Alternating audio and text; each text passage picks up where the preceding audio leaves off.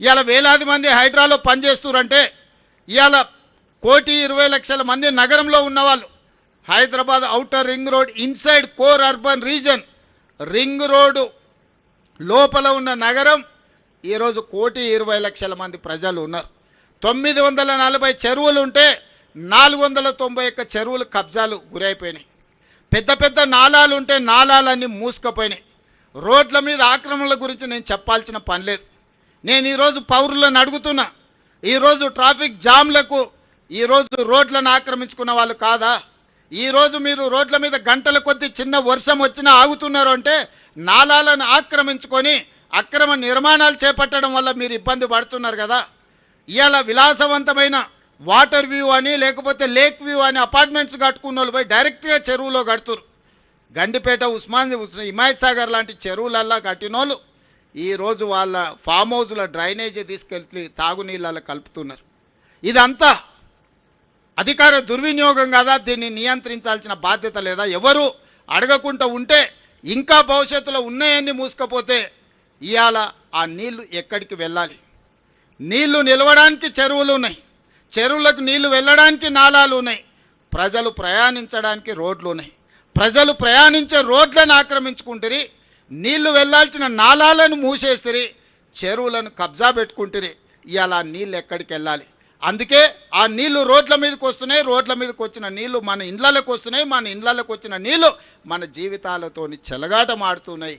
అందుకే ఈరోజు హైడ్రా సంస్థని మనం ఏర్పాటు చేసి ప్రజల కోసం ఇవాళ మా హనుమంతరావు గారు బతుకమ్మ కుంట కోసం 25 ఏళ్ళు కొట్లాడి 25 ఏళ్లలో సాధించని బతుకమ్మ కుంటని ఇవాళ మనము గుంజుకొని ఇవాళ పునరుద్ధరిస్తున్నాం. రేపు బతుకమ్మ పండుగ బతుకమ్మ కుంటల్నే చెయ్యాలని అక్కడ నిర్మాణాలు చేస్తున్నాం.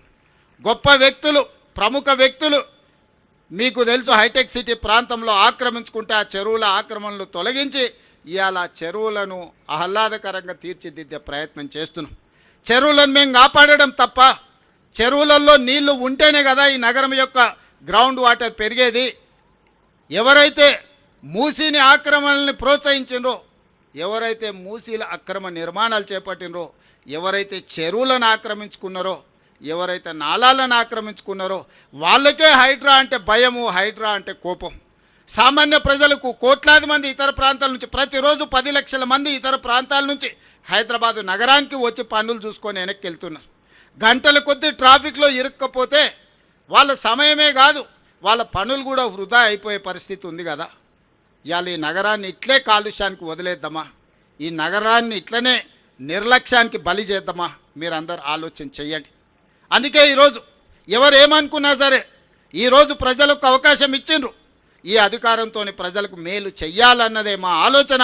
ప్రజలకు ఉపయోగపడే నిర్ణయం కొంతమంది వ్యక్తులు కడుపు మంటతో మమ్మల్ని వ్యతిరేకించినా, మమ్మల్ని దూషించినా నేను పట్టించుకోదలుచుకోలేదు.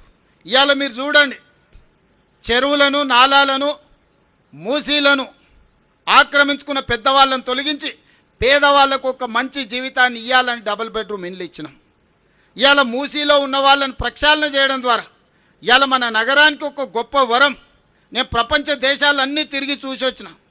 న్యూయార్క్, న్యూజెర్సీ మధ్యలో హడ్సన్ రివర్ కావచ్చు, లేకపోతే లండన్లో థేమ్ రివర్ కావచ్చు, లేకపోతే సియోల్ నగరంలో ఉన్న రివర్ కావచ్చు, నిన్నగాక మన జపాన్లో నేను చూసి వచ్చిన రివర్ కావచ్చు, దుబాయ్లో కావచ్చు, వాళ్ళందరూ కూడా అంతెందుకు ఇక్కడ నమో గంగే లేకపోతే సబర్మతి రివర్ గుజరాత్లో ఈరోజు బీజేపీ వాళ్ళు యమునా నదిని పునరుద్ధరిస్తాం ఢిల్లీలో అంటారు. గుజరాత్ వాళ్ళు సబర్మతి రివర్ ఫ్రంట్ కట్టుకోవచ్చు, ఉత్తరప్రదేశ్లో గంగా నదిని పునరుద్ధరించుకోవచ్చు, ఢిల్లీ నగరంలో యమునా నదిని పునరుద్ధరిస్తామని చెప్తే అది గొప్ప మాటగా కొంతమందికి వినిపిస్తుంది. మరి మూసీ నదిని పునరుద్ధరించుకుంటే వచ్చే ఇబ్బంది ఏందని నేను అడుగుతున్నా. గొప్పగా మనం బతకాల్సిన అవసరం లేదా? ప్రపంచానికి మూసీ ఆనాడు 100 సంవత్సరాల క్రితం అద్భుతంగా మూసీని సుందరీకరించాడు నిజాం నవాబు. ఈరోజు మూసీ నది పరివాహక ప్రాంతంలో నిర్మించిన గొప్ప కట్టడాలను చూడండి, ఆ బ్రిడ్జ్లను చూడండి, ఆ నిర్మాణాల సంపద చూడండి. ఈరోజు కోటి ఉమెన్స్ కాలేజ్లో వీరనారి చాకలి ఐలమ్మ యూనివర్సిటీకి ఇచ్చిన బ్రిటిష్ రెసిడెన్సీని చూడండి. ఒక గొప్ప మన సంస్కృతిని మనకు అందించారు. వీటన్నిటిని పునరుద్ధరించుకోవాల్సిన బాధ్యత మన మీద లేదా? మనం పునరుద్ధరించుకుంటామంటేనే వీళ్ళకు బాధ అయిపోతుంది. ప్రకృతిని కాపాడతామంటే వీళ్ళకు దుఃఖం వస్తుంది. ఇవాళ చెరువులను కాపాడినా, నాలాలను ఆక్రమణలు తొలగించినా, రోడ్ల మీద ఉండే అక్రమ నిర్మాణాలను కూలగొట్టినా ఈరోజు నగరం యొక్క శోభ పెరుగుతుంది. ప్రకృతిని కాపాడతాం కదా. ఈరోజు మేము మూసీని, చెరువులను, నాలాలను, రోడ్ల మీద అక్రమ నిర్మాణాలను తొలగిస్తే రియల్ ఎస్టేట్ పడిపోతుంది, రేవంత్ రెడ్డి ఎట్లా కూలగొడతారన్నారు. సరేనయ్యా, మరి రియల్ ఎస్టేట్ పెంచుదామని 400 ఎకరాలు ఎవరికో ప్రైవేట్ కంపెనీకి కట్టబెడితే 20 ఏళ్ళు వీళ్ళు వానికి అప్పచెప్తే 20 ఏళ్ళ తర్వాత నేను కొట్లాడి వెనకకి తెచ్చి ఒక పెద్ద ఐటీ పార్కును డెవలప్మెంట్ చేస్తే లేదు ఇక్కడ ప్రకృతిని కాపాడాలి, ఇక్కడ చెట్టు ఉంది, పుట్టు ఉంది, పాము ఉంది, పిట్ట ఉంది, పాములు ఎట్లా బతుకుతాయి, పిట్టలు ఎట్లా బతుకుతాయని ఈరోజు ఆ 400 ఎకరాలను అడ్డుకుంటారు. అసలు మీ బాధ ఏంది? చెరువులను కాపాడి, మూసి ప్రక్షాళన చేసి, నాలాల ఆక్రమణలు తొలగించి, రోడ్లను తొలగిస్తే ప్రకృతిని కాపాడినట్టు కదా, ఈ నగరాన్ని సుందరీకరించినట్టు కదా. అక్కడికి పోయి అది చేస్తేనేమో రియల్ ఎస్టేట్ పడిపోతుంది అంటారు. ఇక్కడ పెద్ద పెద్ద పరిశ్రమలను తీసుకొచ్చి, ఐటీ అండ్ ఫార్మా కంపెనీలను తెచ్చి, లక్షలాది ఉద్యోగాలు ఇప్పించి, వేల కోట్ల రూపాయల పెట్టుబడులు తీసుకొచ్చి ఒక ఇన్ఫర్మేషన్ నాలెడ్జ్ సెంటర్ని క్రియేట్ చేద్దాం ఒక 400 ఎకరాల అంటే లేదు ఇప్పుడు ప్రకృతి వాడిపోతుంది అంటారు. అంటే వాళ్ళ ఆలోచనలో ఉన్న ఒక విషం, కడుపు నిండా విషం నింపుకొని ఈ ప్రభుత్వాన్ని ముందుకు వెళ్ళనీయొద్దు, ప్రజలకు మేలు జరగనీయొద్దు అన్న ఆలోచన స్పష్టంగా ఇందులో కనిపిస్తుంది. అందుకే ప్రజలే అప్రమత్తం కావాలి.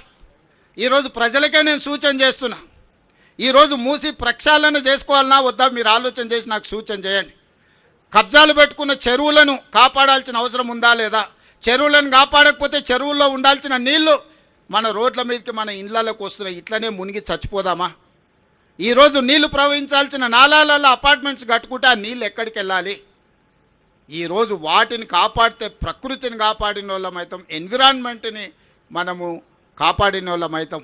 ఈరోజు ఎక్కడైతే మన ప్రభుత్వ భూములు ఉన్నాయో అక్కడ మనము ఈరోజు ఫైనాన్షియల్ డిస్ట్రిక్ట్ కానీ, నాలెడ్జ్ హబ్ కానీ ఒక 700-800 ఎకరాలలో మనం అభివృద్ధి చేస్తే ఆనాడు కాంగ్రెస్ పార్టీ ఈరోజు లక్షలాది ఉద్యోగాలు వచ్చినాయి, వేలాది కోట్ల రూపాయల పెట్టుబడులు వచ్చినాయి. అందుకే ఈరోజు గచ్చిబౌలి ప్రాంతంలో ఉన్న 400 ఎకరాలు ప్రైవేట్ కంపెనీలకు ఇచ్చిన వెనక్కి తెచ్చినాం. ఈరోజు యూనివర్సిటీ నుంచి తీసుకోలే, ఐఎంజీ భారత అని ఒక ప్రైవేట్ కంపెనీకి ఇచ్చిన భూమిని నేను కొట్లాడి సుప్రీంకోర్టు వరకు కేసు గెలిచి ఆ భూమిని వెనక్కి తెచ్చి ఒక ఐటీ హబ్ని క్రియేట్ చేస్తే ఇంటర్నేషనల్ ఇన్వెస్ట్మెంట్స్ 2,28,000 కోట్ల రూపాయలు తీసుకొచ్చిన నేను సంవత్సరంన్నర లోపల దావోస్ ఇన్వెస్ట్మెంట్స్కి వెళ్ళి వరల్డ్ ఎకనామిక్ ఫోరంలో ఈ రాష్ట్రానికి, మన ప్రాంతానికి 2,28,000 కోట్ల రూపాయల పెట్టుబడులు తీసుకొచ్చిన. మరి ఆ సంస్థలు నడవడానికి స్థలాలు ఇవ్వాల్సిన అవసరం లేదా? మన తెలంగాణలో చదువుకున్న యువకులకు లక్షలాది మందికి ఉద్యోగాలు ఇవ్వాలంటే పెట్టుబడులు తేవాల్సిన అవసరం లేదా? ఇవాళ ఐటీ రంగంలో లక్షలాది మంది పనిచేస్తారు. ఐటీ నిపుణులే కాదు, డ్రైవర్లు పనిచేస్తలేరా, వాళ్ళ దగ్గర పనిచేసే వాళ్ళు చేస్తలేరా? ఎంత పరోక్షంగా మనం సపోర్ట్ చేస్తున్నాం. ఇవాళ Ola, Uber, taxi, hotels, restaurants, చిన్న టీ బండి కొట్టు నుంచి మొదలు పెడితే ఐటీ ప్రొఫెషనల్ వరకు ఈ పెట్టుబడులు రావడం వల్ల ఈరోజు బతుకుతున్నారు. ఉద్యోగ ఉపాధి అవకాశాలు ఈరోజు మనం కల్పిస్తున్నాం. 400 ఎకరాలలో 1,00,000 ఉద్యోగాలు వచ్చి దాదాపుగా 50,000 కోట్ల రూపాయల పెట్టుబడులతోని ఈరోజు మనం అభివృద్ధి చేయాలనుకుంటే దాన్ని అడ్డుకుంటారు. విదేశాల్లో ఉన్నత విద్యను చదువుకోవాలని అనుకుంటున్నారా? అయితే వెంటనే ఫ్లైగ్రాడ్ ఓవర్సీస్ ఎడ్యుకేషన్ కన్సల్టెన్సీని సంప్రదించండి. మీ విదేశీ కలలను సాకారం చేసుకోండి. ఫ్లైగ్రాడ్